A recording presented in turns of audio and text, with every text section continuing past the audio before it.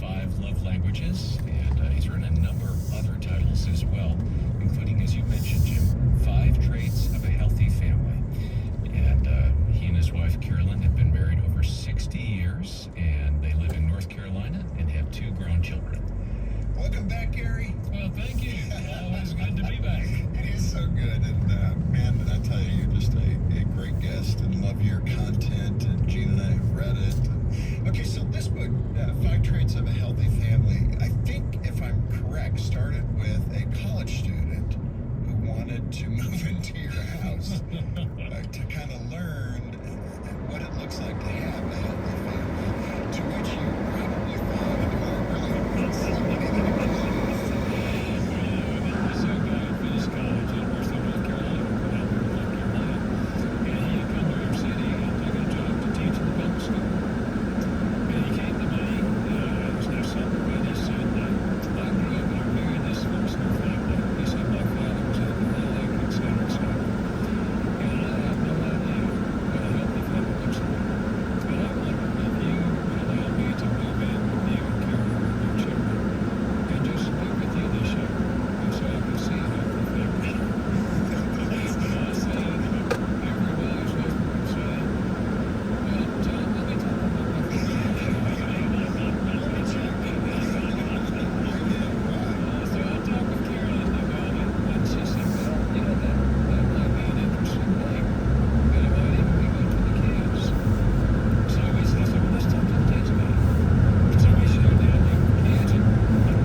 Be good to have a big brother in the house. Yeah. And I said, but Carolyn, where will he sleep? We only have 3 bedrooms and they're already full. And she said, well, the basement's empty. We could just put a wall down there and make a room. I said, well, yeah, I guess we could. You thought you had the answer. So I wasn't super excited about it. But we prayed about it and we thought, okay, let's do it. So you get into this situation, and his name was John, the college student. Yep. And, it sounded like a noble desire on his part to see how a real family, a healthy family, should function. What did you learn from that experience? Well, I learned, first of all, that when you have someone else in the house, it's like an anthropologist. And remember, I did an anthropology background. Who moves into your village, and you're wondering, what is this guy really doing here? Looking for the buried bodies. Yeah. That's what an anthropologist is doing. But it was really a good experience. I had lived in the home of Jim Merck, my senior year at Wheaton College, with 4 other guys, and he focused on leading us and what it's like being in a family. So we all had jobs. I mean, we washed dishes, we mowed the grass, we helped the kids and all that. So it wasn't a totally new concept to me, but it was really good, and it was good for John, and we had good conversations, through the thing. And he was involved in our family. I mean, he washed dishes too, and he had things to do, So it was really a good experience. Yeah. In that regard, you have said, so I'm not outing you in this regard, but you said, your early marriage was rough. And I don't know, with the kids being this young, if you were still in that place or you had moved along to a little more spiritual maturity by this time. But you too came from a home that experienced, I think your grandfather was alcoholic. Yeah. So, I mean, you had a sense of a dysfunctional family, at least from a distance.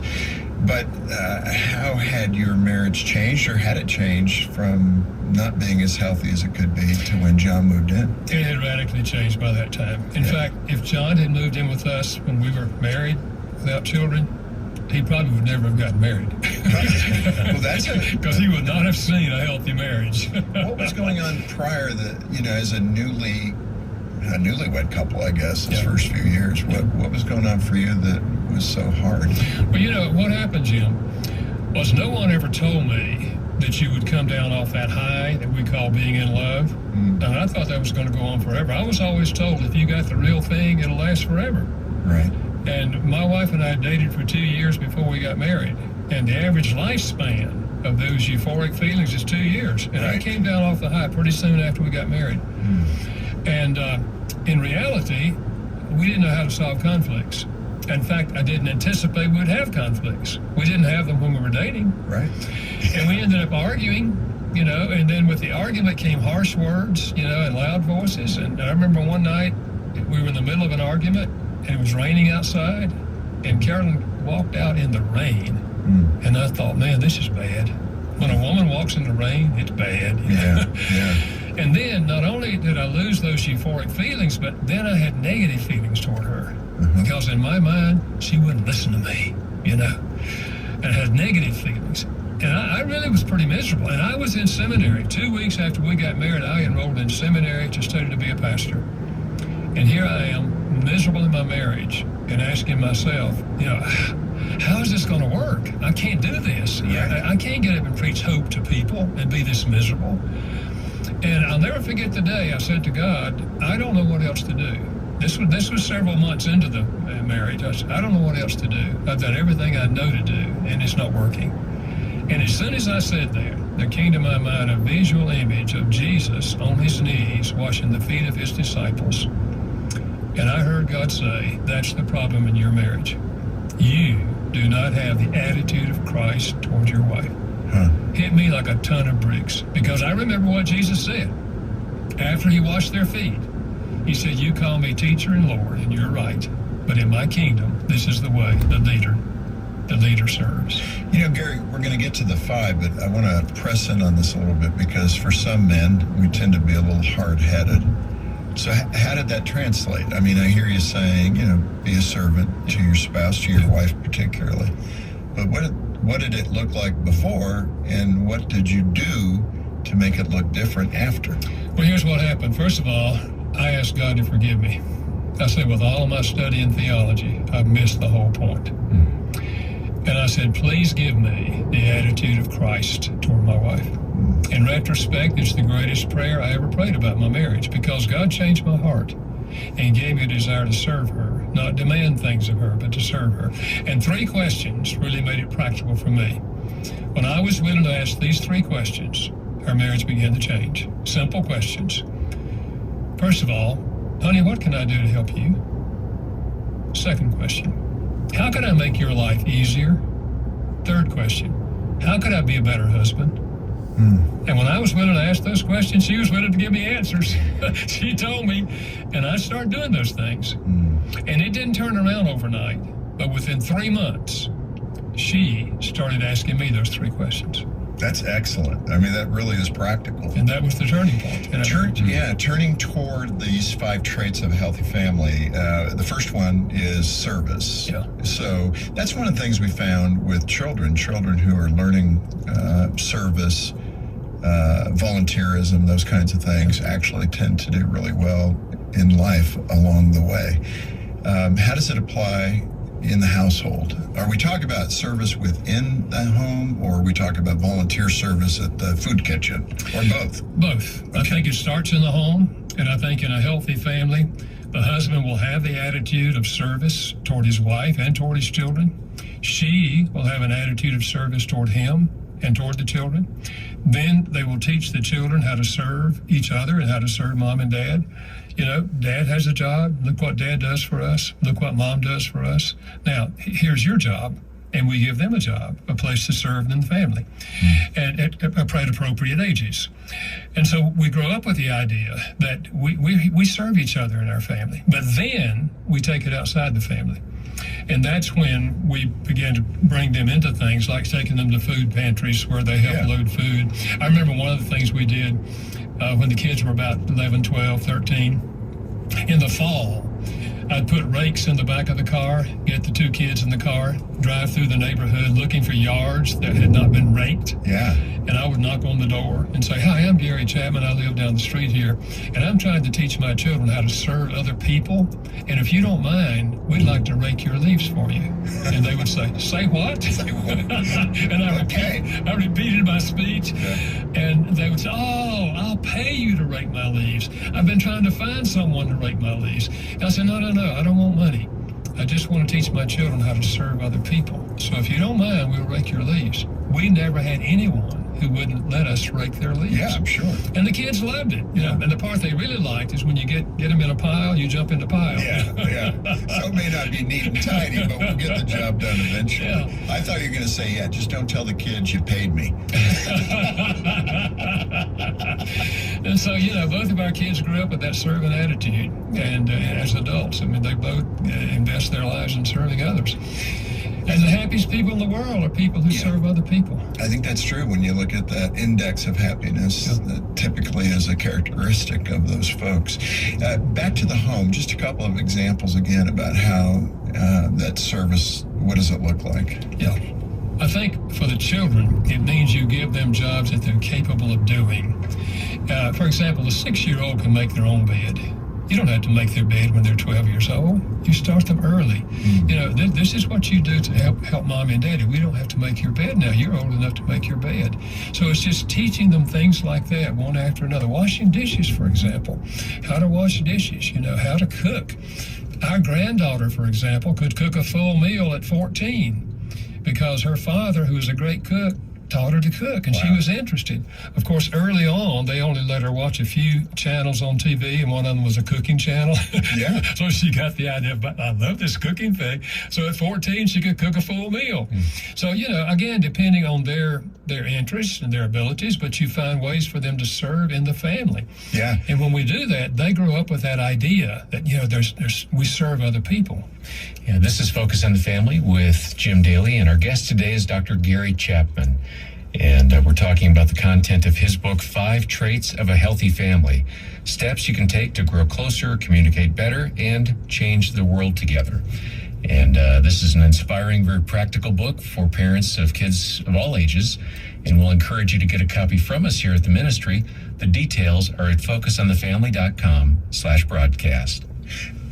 Gary, this may be the question, especially for married couples, but you say in the book that in married life, couples at some point replace intimacy with isolation by bearing their emotions. Yeah. Man, that hits. Yeah. That hits probably every couple because nobody does it perfectly. But I think especially for men, when they feel that they're not rising to the challenge, they tend to retreat. It's what we tend to do. Yeah. So speak to that idea of replacing intimacy with isolation because we hide our emotions. Yeah.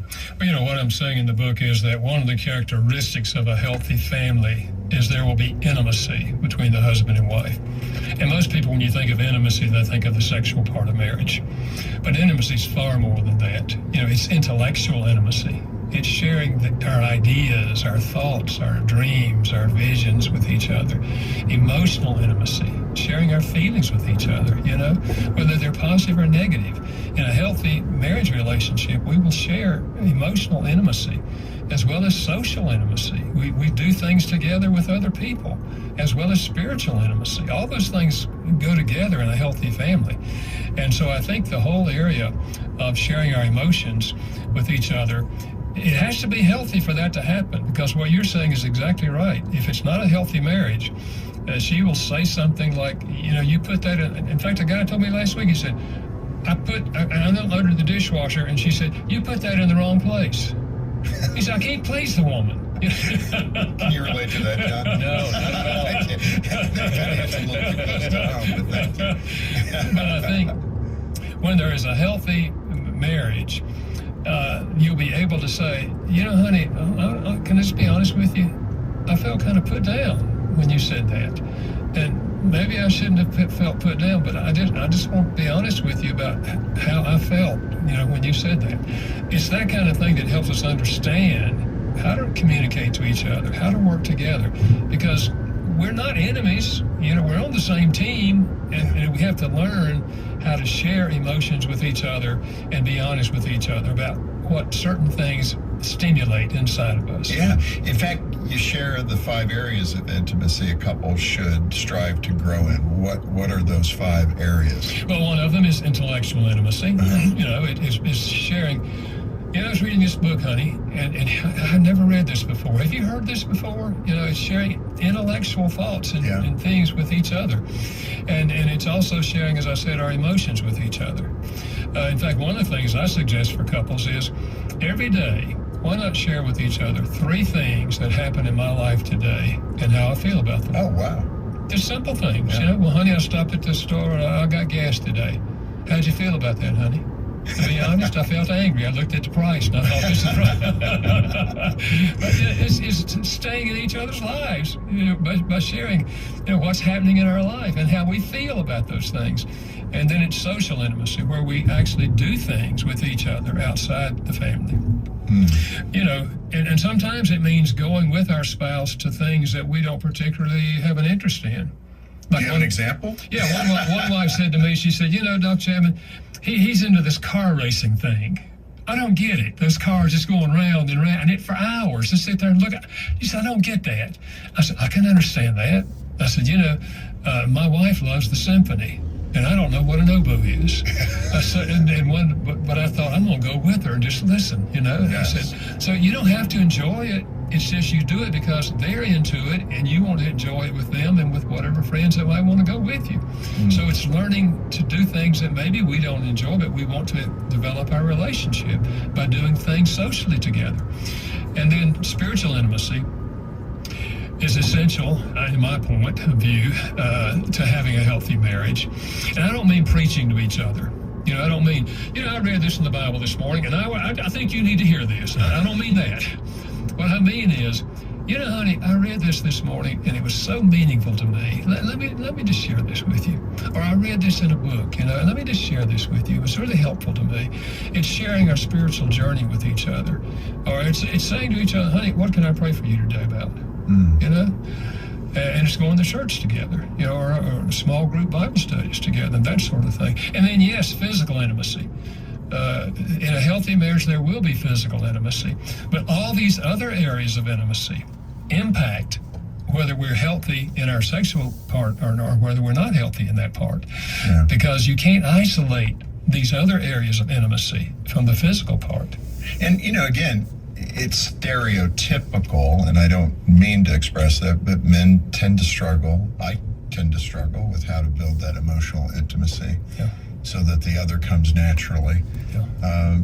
Are there some ways that you and Carolyn that you found to do that well, the emotional intimacy? Yeah, I think the biggest one, and you would expect me to say this, is the love languages. You know, when you learn how to speak your spouse's love language and you meet that deep emotional need that all of us have to feel loved, then we're both far more free in the sexual part of the marriage. You know, we